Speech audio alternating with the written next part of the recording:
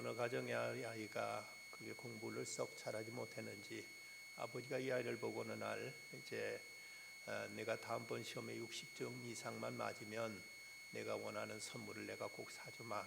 근데 이번에도 또 빵점 맞으면 너는 내 아들 아니다 라고 말했습니다.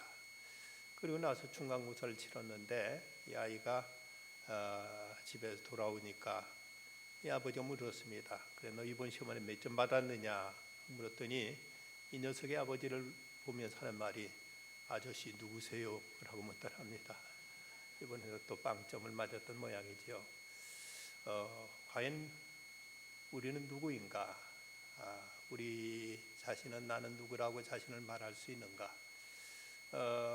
미국의 바나그룹이라는 크리스찬 리서치 기관이 있습니다. 여기서 낸 편의 책 가운데 언크리스찬이라는 제목의 책을 냈습니다. 언크리스찬이란 무슨 말인가? 난 크리스찬도 아니고 언크리스찬이라는 말은 무엇인가? 이 말은 그리스도인답지 않은 또는 기독교 정신에 위반되는 또 관대하지 않은 또 야만적인 이란 등 이런 대단히 부정적인 뜻으로 쓰이는 말입니다. 이 말은 언크리스찬이란 말은 크리스찬도 아니고 난 크리스찬도 아니다. 그러니까 기독교인이라고 할 수도 없고 비기독교인이라고도 할 수 없는 이 중간에 어정쩡한 그리스도인이면서도 그리스도인답지 않은 이런 삶을 가르쳐서 언크리스찬이라는 말로 이렇게 표현하고 있습니다. 어쩌면 이 시대에 많은 그리스도인이라고 자처하고 있는 사람들에 대한 지적이요 고발이 아닌가 하는 이런 생각을 갖게 되는 부분입니다. 공자 선생님에게 제 나라의 재상인 재경이 와서 물었습니다. 어떻게 하면 정치를 잘할 수 있습니까? 그 질문에 대해서 공자 선생님은 소위 정명론을 펼치면서 군군 신신 부부 자자라는 말을 했다고 합니다.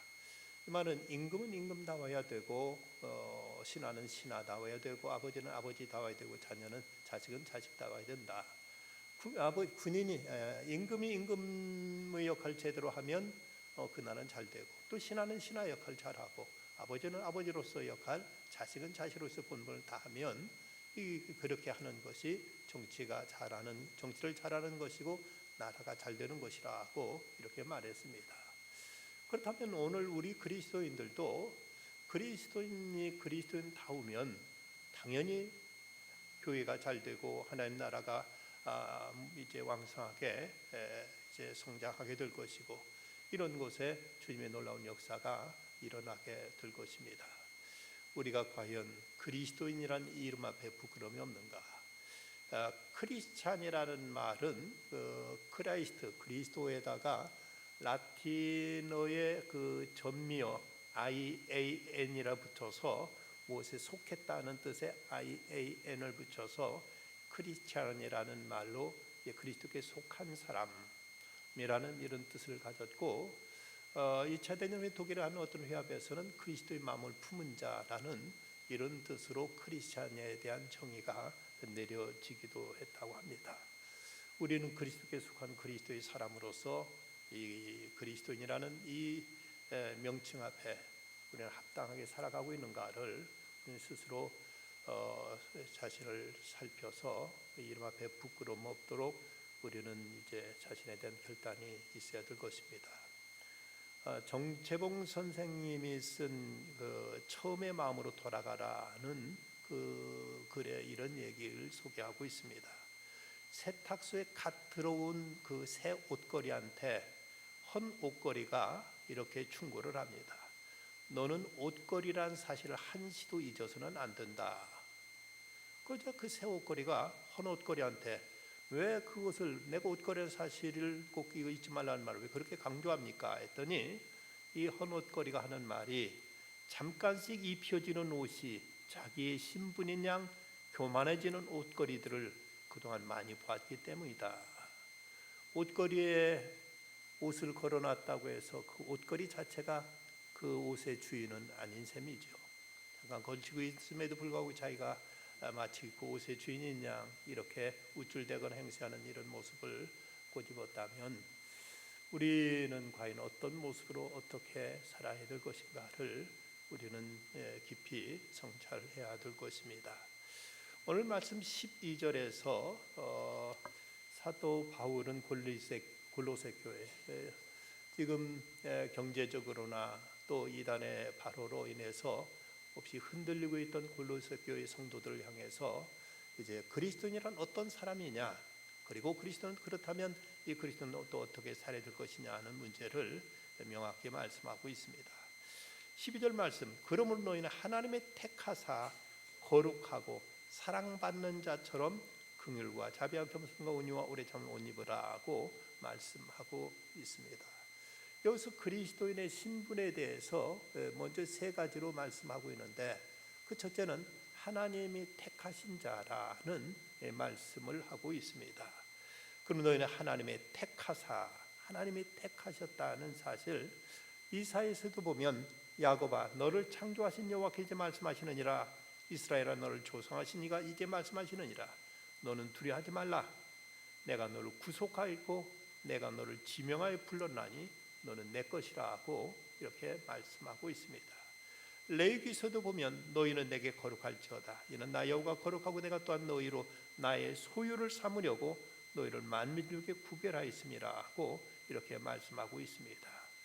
여기서 선택하기라는 말은 이것은 우리의 노력이나 우리의 의지의 결과, 우리가 어떤 시험 치러서 따낸 어떤 라이센스가 아니라는 것입니다.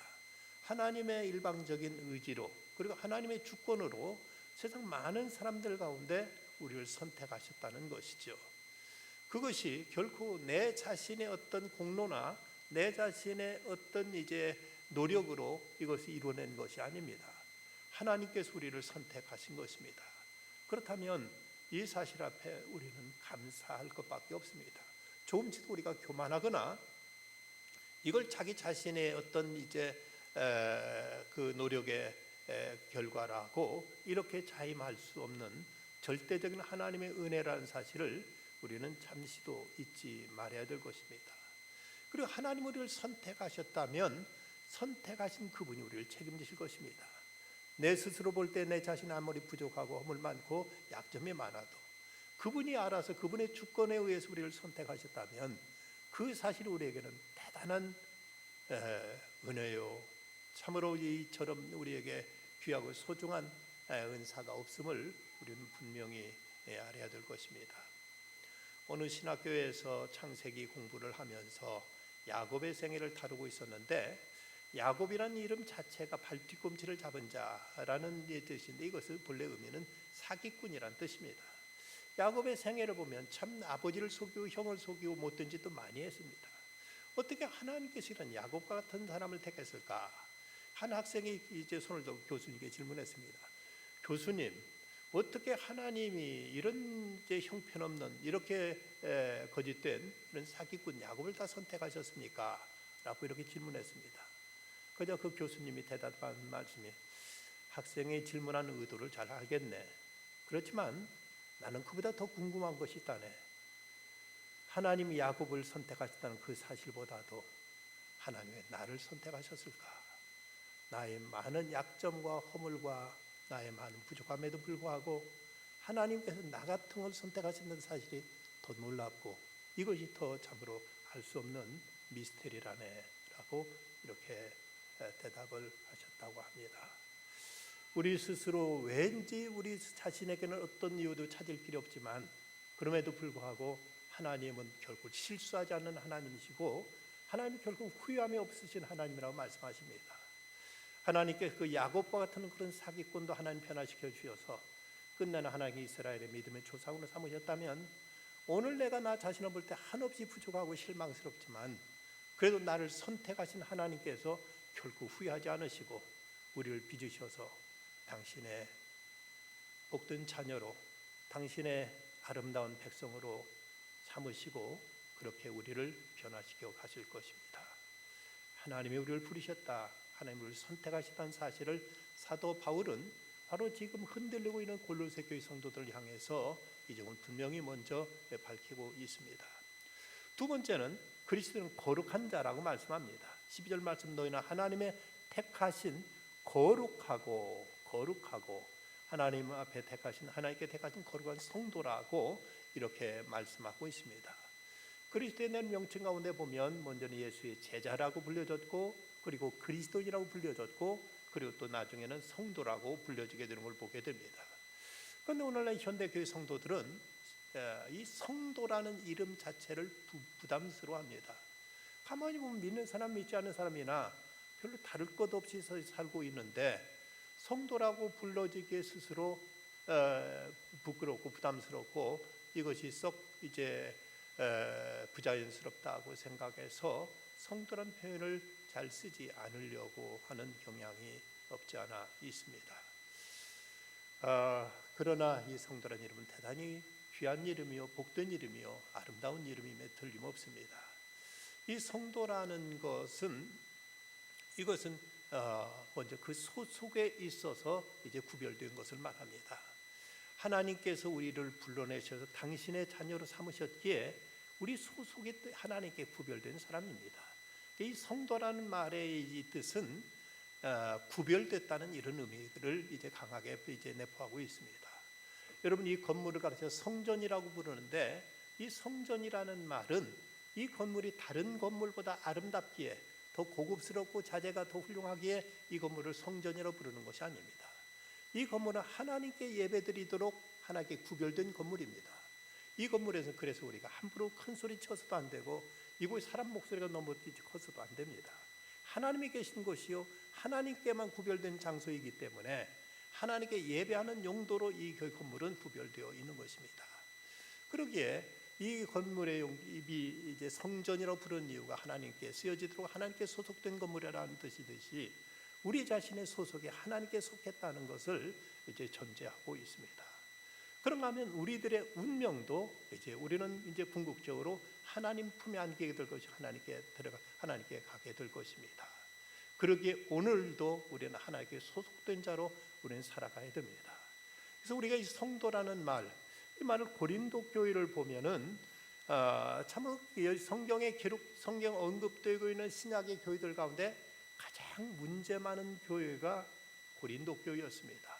이 고린도 교회 안에는 바울파, 베드로파, 아볼로파, 그리스도파 등 파쟁이 있어서 서로 갈등과 대립과 시기와 질투가 난무했고, 사도 바울이 그 교회를 세웠음에도 불구하고 바울의 사도권조차도 인정하지 않는 사람들이 있었고, 교인들 간에 서로 고소하고 고발하고 서로 법정 다툼하는 일이 있었고, 그럼 심지어는 그 교회의 멤버들 가운데는 근친상간이라는 참으로 추악한 이런 죄까지도 있었던 것이 성경에도 언급되고 있습니다.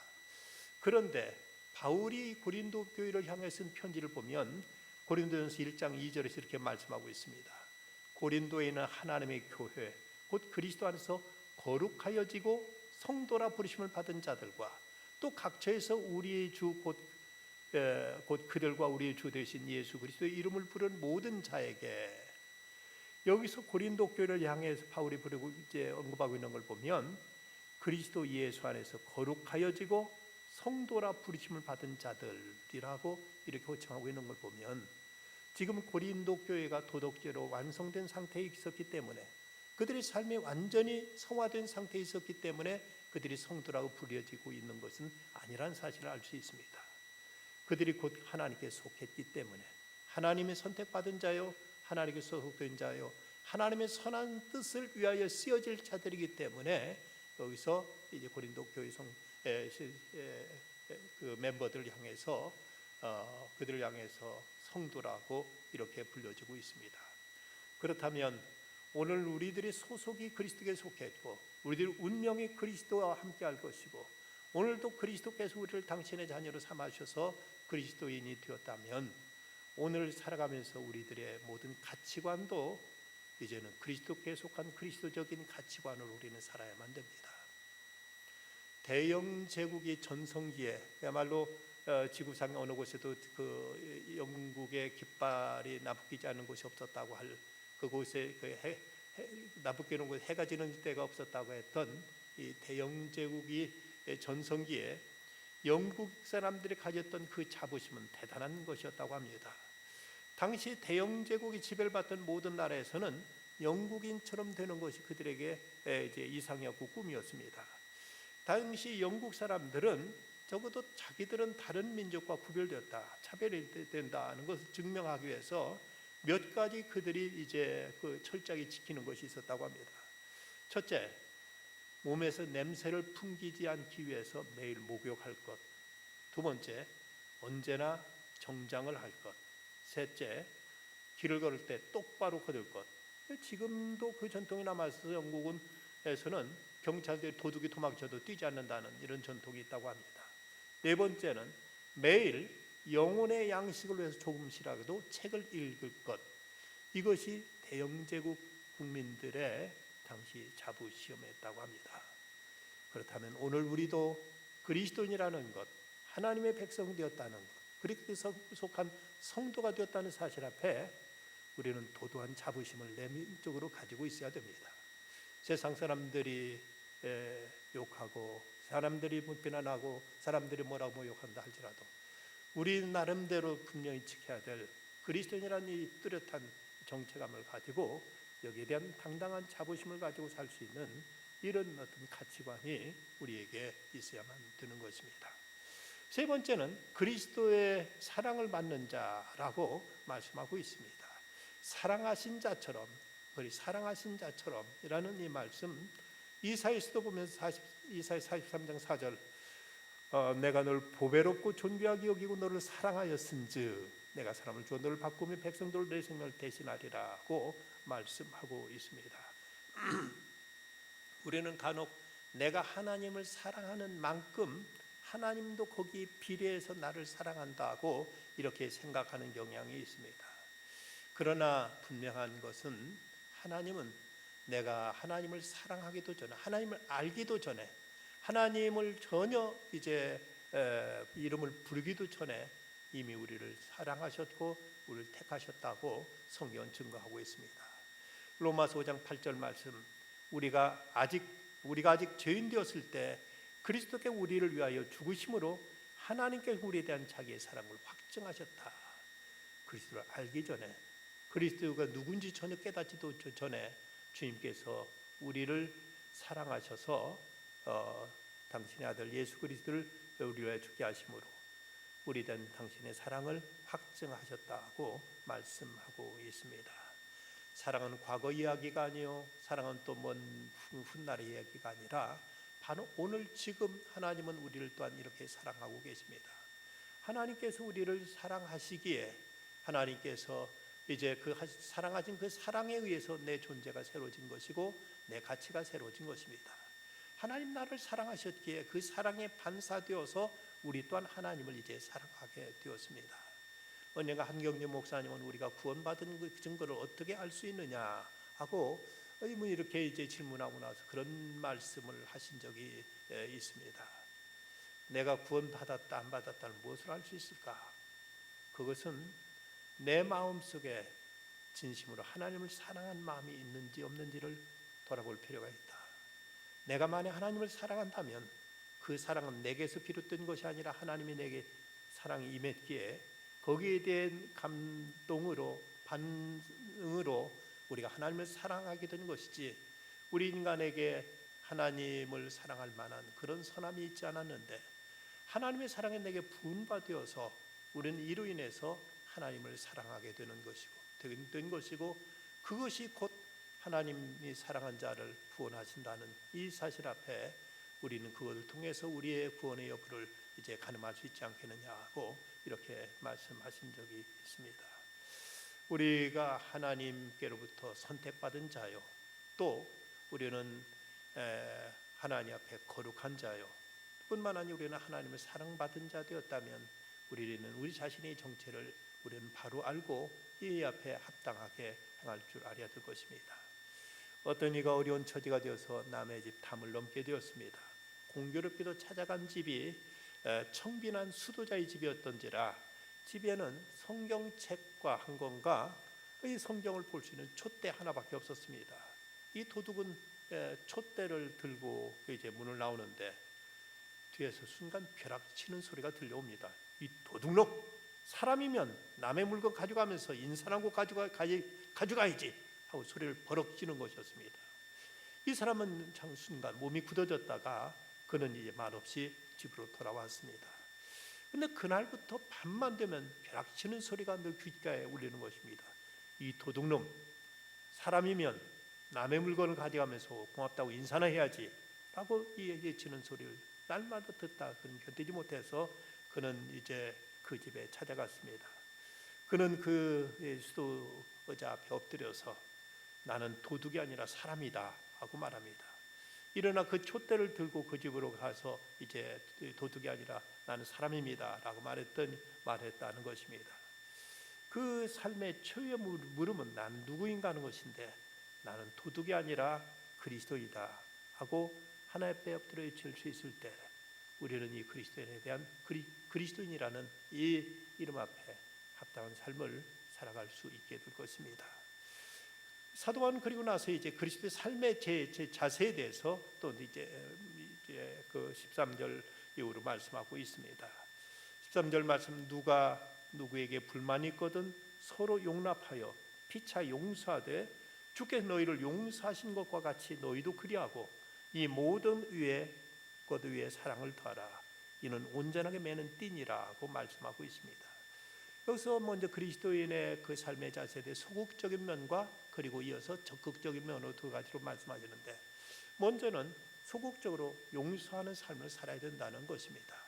그리스도께 우리를 용서하신 것처럼 우리도 다른 사람의 허물, 다른 사람의 잘못, 다른 사람의 나에 대한 이제 악행에 대해서 이걸 용서할 수 있어야 된다. 용서하는 자가 되라고 말씀하시고 나서 그러고 나서 이제 한 걸음 더 나아 적극적으로 모든 것 위에 사랑을 더하라. 이는 온전하게 매는 띠니라라고 말씀합니다.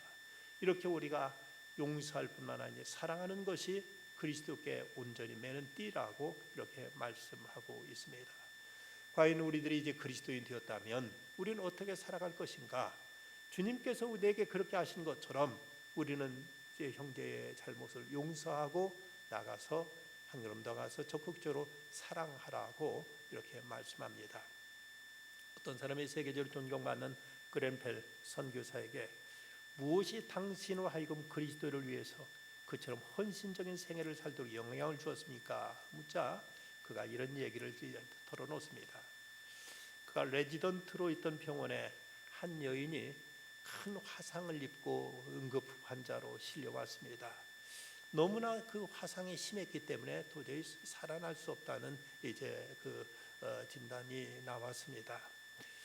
남편이 술 마시고 들어와서 그 파라핀 등을 그녀에게 집어 던졌는데 이때 불길이 온 몸에 붙어서 이제 치명적인 화상을 입었던 것입니다. 경찰이 그 병원에 와서 이제 이 사고의 원인이 어디에 있었는가 이 화상을 입고 죽어가는 여인에게 물어봤습니다. 남편도 물론 이제 끌려왔죠.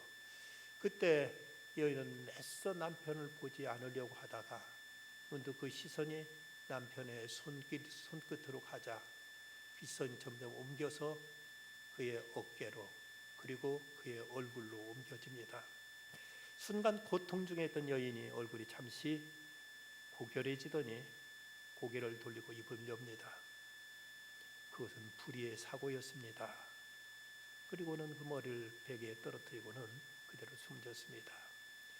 이때 월프레드 그랜펠은 이런 이야기를 합니다. 그것은 마치 하나님의 사랑과 똑같았습니다. 예수님께서도 십자가에 달리셔서 아버지여 저들의 죄를 사하여 주시옵소서 저들이 하는 것을 알지 못함입니다 라고 이렇게 기도하셨던 것처럼 그 여인이 자기에게 파라핀 등을 던져서 그 엄청난 세상에 가장 큰 고통은 화상의 고통이라고 하는데 화상 몸이 죽어가면서도 이 여인은 그것은 불의의 사고였습니다 라고 대답하면서 자기를 죽게 한 남편에 대해서도 용서를 하고 그 허물을 덮어주고 그대로 숨을 거뒀다고 합니다. 우리 그리스도인들이 이런 아량과 이런 포용이 있어야 되지 않겠습니까? 우리 주님이 우리들의 허물 하나하나를 따지신다면 과연 주님 앞에 우리가 어떻게 나설 것이며 주님 앞에 어떻게 우리가 자비와 용서를 빌 수가 있겠습니까? 우리 그리스도인들에게 삶의 자세는 이제 용서와 사랑이라고 말씀합니다. 두 번째는 그리스도의 평강이 마음을 주장하게 하라고 말씀하고 있습니다. 15절 말씀, 그리스도의 평강이 너희 마음을 주장하게 하라. 너는 평강을 위하여 한 몸으로 부르심을 받았나니 너희는 또한 감사하는 자가 되라고 말씀합니다. 하나님, 우리가 그리스도를 그 구주로 영접하는 순간 우리에게는 이제 가장 큰 은혜가 주어졌는데, 그것은 감히 하나님을 배울 수 없고 하나님을 부를 수 없던 우리들에게 하나님과 화해의 은총이 주어졌다는 사실입니다. 우리가 행한 모든 일로는 도저히 그 거룩하신 하나님 앞에 나갈 수 없었고 하나님을 감히 아버지라 부를 수 없던 우리들인데, 예수 그리스도의 십자가 대속의 사건으로 인해서 우리는 하나님과 화해할 수 있게 되었습니다. 그래서 하나님과 평화의 관계를 우리는 누리게 된 것입니다. 그래서 이제 주님은 우리에게 이제 너희 평강이 너희 마음을 주장하게 하라고 말씀합니다. 이 말씀은 그리스도의 평강이 너희 마음에 심판관이 되게 하라는 이런 뜻입니다. 우리가 어떤 인생의 항로를 살아가다 보면 때로는 어떻게 결정을 내려야 될지 몰라서 망설일 때가 많이 있습니다. 이럴 때 어떻게 우리는 지혜로운 그리고 바른 판단을 내릴 수 있을까? 그건 무엇보다도 우리 마음의 평안한 가운데, 우리 마음의 평안한 쪽으로 결정하는 것이 십중팔구 옳은 결정이라는 사실입니다. 우리가 어떤 결정을 낼 때 이것이 내 마음에 불안하고 불편하다면 이런 일을 결정하지 않는 게 좋습니다. 어찌하든 하나님께서 우리에게 주시는 평안의 마음이고 주님께 인도하실 때는 우리 마음을 평안으로 인도하십니다. 그러기에 우리는 이제 마음이 평안한 결정을 내리도록 힘써야 될 것입니다. 그리스도인들에게 이와 같이 평안이 결정에 중요한 근거가 되는데, 우리 삶에서 가장 중요한 것은 마음의 평안을 유지하는 것입니다. 주님이 우리에게 평안한 길로 인도하시도록, 그리고 우리가 평안한 중에 결정하도록, 그리고 평안을 선택하는 쪽으로 우리는 이제 모든 일을 우리는 결단할 수 있어야만 될 것입니다. 중국에 살던 한 크리스찬이 그 지역에 그에 따라 몹시 가물어 가지고 논마다 바짝바짝 타들어가고 있었는데, 다행히 이 크리스찬의 그 논에는 이제 물을 대서 논에 물을 가득 채울 수가 있었습니다. 그런데 어느 날 그 아침에 일어나가 보니까 이웃집 논에서 그 물을 다 빼가 버리고 자기 논에는 물이 하나도 없는 것이었습니다. 화가 나서 그는 이제 그 이웃집 논의 물을 또 다시 다 자기 논으로 이제 빼왔습니다. 자기는 분명히 정당한 일을 했다고 생각했습니다. 그런데 마음이 편하지 않습니다. 다음번에 같으면 또 다시 그랬습니다. 다시 물을 빼왔는데 물을 이쪽으로 돌려놓으면 또 다시 빼가고 자꾸 그런데 마음이 불편하면서 도저히 이제 편치를 않습니다. 자기는 분명 내 논에 있던 물이고 내가 마땅히 이제 그 받아놓은 물이기 때문에 이 물은 내 논에 되는 것이 당연하다고 생각했는데, 대놓는 쪽쪽 글로 빼가기자 자기도 이 물을 빼고 이제 자기 논으로 돌려오는데, 그는 그때 하나님께 기도했습니다. 하나님, 내가 정당한 일을 했는데 왜 평안함이 없습니까? 그러자 기도 중에 주님의 음성이 들려옵니다. 주님이 베풀어 주신 사랑처럼 옆에 사람들에게 사랑을 베풀라는 말씀이 들려옵니다. 그래서 그는 다음에 논에 가서 옆에 논 주인의 물을 빼내가기 전에 먼저 자기 논에 있는 물을 옆에 논으로 보내주었습니다. 그랬더니 그에게 평안이 찾아왔고 기쁨이 그에게 넘쳤습니다. 그런데 옆에 논 주인이 찾아와 잘못을 빌게 되었고, 이후로는 이제 논에 물 가지고 다투는 일이 없었습니다. 사도 바울은 말합니다. 그리스도의 평강이 너희 마음을 주장하게 하라. 평강을 위하여 너희가 한 몸으로 부르심을 받았나니 또한 너희는 감사하는 자가 되라고 말씀합니다. 이제 세 번째는 바로 이제 감사하는 자가 되라고 말씀하는데, 이 17절에서도 또 무엇을 하든지 말에나 일에나 다 주 예수 이름으로 하고 그를 힘입어 하나님 아버지께 감사하라고 말씀합니다. 왜 평안에 이어서 감사를 말씀하고 있을까? 이 감사란 평안의 토양에서만 자랄 수 있는 나무이기 때문입니다. 마음의 평화를 이루지 못하면 결국 감사가 떠오르질 않고 감사할 것들이 우리에게 사라져버리고 맙니다.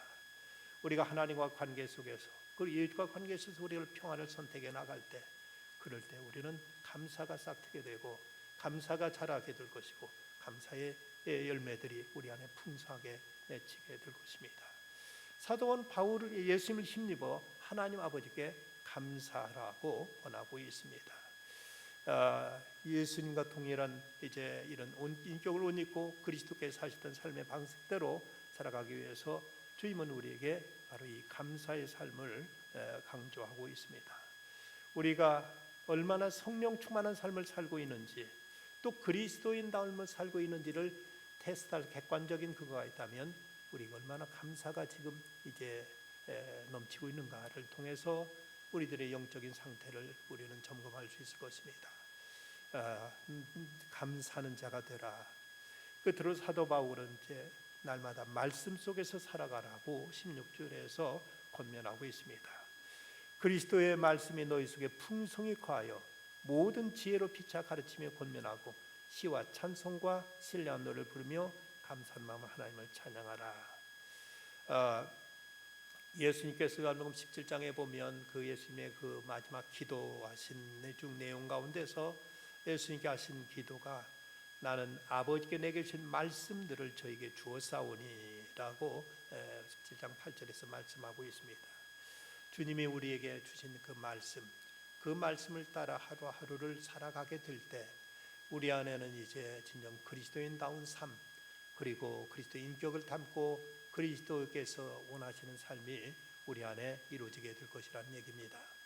평상시에는 말씀과 등한히 하고 말씀 없이 살다가 어떤 어려운 문제나 닥치면 급하고 이제 어려운 문제에 닥치면 일시적으로 말씀을 찾는 것이 아니라 말씀 속에 풍성히 거하라고 말씀하고 있습니다. 이 거한다는 말은 편하게 자리 잡는다는 뜻으로 말씀이 마음 가운데 편하게 자리 잡게 하라는 이런 말씀과 하나가 되라. 말씀을 읽고 말씀을 공부하고 암송하고 묵상하고 없다 말씀대로 살도록 하라는 이런 말씀으로 주어져 있습니다. 그럴 때 그 말씀이 자연스럽게 내 삶 속에 가면서 말씀이 나를 빚으시고 말씀이 우리들을 인도하시면서 말씀이 우리들의 삶을 풍요롭게 해 주실 것입니다. 미국 유명한 이제 단편 작가인 마크 트웨인이 오늘 성경 읽는 모습을 누가 옆에서 보고는 아니 선생님도 성경을 다 읽으십니까? 그 읽는 성경 다 이해하십니까? 라고 물었습니다. 이때 마크 트웨인이 한 말이 물론 모르는 건 많지요. 그러나 내가 지금 고민하는 것은 이해되지 않는 말씀 때문이 아니라 너무나 잘 알고 있는 말씀도 실천하지 못하고 있는 내 모습 때문입니다. 라고 이렇게 대답했다고 합니다. 우리가 성경을 많이 알아야 되지만 그러나 지식적으로 아는 것보다 중요한 것은 내가 알고 있는 말씀이라도 하나하나 지키고자 하는 노력, 하나하나 그대로 준행하고자 하는 이런 결단이 우리에게 무엇보다도 필요한 것입니다. 그리고 이 모든 지혜로 피차 가르치며 권면하고 시와 찬미와 신령한 노래를 부르며 마음에 감사함으로 하나님을 찬양하라고 이렇게 말씀하고 있습니다.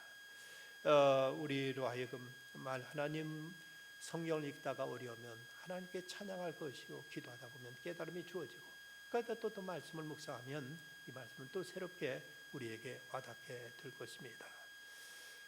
우리가 인간은 선한 존재인가 악한 존재인가? 성경은 분명 하나님께 우리를 하나님이 형상대로 지었다고 말씀했습니다. 왜 그런데 인간은 때로 어떤 경우는 선한 사람이 되기도 하고 어떤 경우는 또 악한 사람이 되기도 하는가? 이것은 곧 마귀의 유혹에 의해서 하나님과의 관계가 단절되면 인간은 악할 수밖에 없고 그럴 때 이제는 하나님을 거부하게 되고 하나님을 피하게 되면서 이제 하나님 말씀을 대적하게 되고 하나님 말씀 없는 이런 삶으로 전락하기 때문에 이래서 인간은 악해지게 되는 것입니다. 그러면서 하나님을 부정하게 되면서 하나님의 심판조차 두려워하지 않게 되고 이제는 하나님 말씀을 이제 배격하고 말씀을 이제 무시하면서 점점 말씀과 상치되는 배치되는 그런 삶으로 살아가면서 인간은 점점 악에 빠져가고 있습니다. 미국 사회가 그토록 도덕적으로 혼란하기 시작한 결정적인 계기는 바로 카톨릭 신자였던 케네디 대통령이 미국의 모든 공립학교에서 성경 교육을 폐지하면서부터였다고 합니다.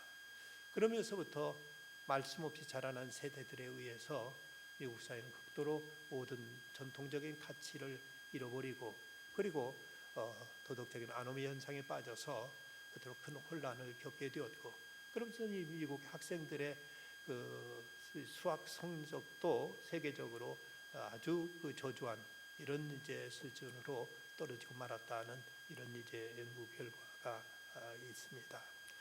우리는 하나님 말씀을 우리가 두려워할 줄 알아야 될 것이고, 그 말씀을 우리는 이제 소중히 지켜 나가야 될 것입니다. 자칫 하나님 말씀을 저버리게 되면은 우리는 이제 하나님이 주신 계명들을 무력화시키면서 심판이 어디 있느냐, 하나님이 어디 있느냐 하면서 점점 불신앙의 나락으로 빠져서 이제는 그야말로 영혼 없는 짐승처럼 이렇게 악하게 이렇게 하나님의 그 거룩함을 잃어버린 이런 존재로 살아가게 되고 마는 것입니다. 미국의 유명한 교육학자 파커 팔머는 말했습니다. 사람에게 가장 중요한 것은 내가 해야 할 일이 무엇이냐 하는 이 문제는 내가 누구냐 하는 문제에서부터 출발한다. 그리고 나는 누구냐 하는 이 문제는 나는 누구의 것이냐 하는 질문으로 귀결되는 것이다 하고 이렇게 말했습니다. 내가 무엇을 해야 하느냐 하는 문제보다 더 중요한 것은 내가 누구냐 하는 문제예요. 내가 누구냐 하는 문제는 내가 누구의 것이냐 하는 문제에서 비로소 대답이 나올 수 있습니다. 우리가 하나님께로부터 지음받은 하나님의 자녀의 하나님의 거룩한 백성이라면 이제 이 거룩한 이 신분 앞에 우리는 합당하게 행할 줄 알아야 될 것입니다. 성경 분명 말씀하십니다. 하나님의 택하신 자 그리고 거룩한 성도 하나님의 사랑받는 자라고 말씀합니다. 이 사실을 바로 알고 이제는 평안과 감사와 말씀을 쫓아 부르시며 합당한 삶을 살아가는 우리가 되어야 되겠습니다. 기도하십시다. 아버지 하나님, 오늘도 주께서 불러주시고 말씀 앞에 서게 하심을 감사합니다. 때론 자신이 누구인지 무엇인지를 몰라서 방황할 때도 있었고, 그러기에 어떻게 살아야 될 것인가 하는 문제도 저희들은 명확한 답을 얻지 못하고 헤매일 때가 많이 있었습니다. 오늘 분명 주께서 말씀하신 대로 저희는 참으로 황송하게도 하나님께 저희를 선택받은 백성이라고 말씀하시고, 그리고 거룩한 성도라고 말씀하시며 하나님의 사랑받는 자라고 주께서 친히 이루어 주셨습니다. 이 거룩하신 신분 앞에 합당하게 살아가게 하여 주시사 용서하며 사랑할 줄 알게 하여 주시옵소서. 하나님, 또 평안히 저희들 마음을 주장하게 하여 주시옵소서. 감사하며 말씀을 따라 살아가는 중에 저희들의 그 성도의 신분에 합당한 삶의 열매들이 풍성히 맺히게 하여 주시옵소서. 예수님의 이름으로 기도드리옵나이다. 아멘.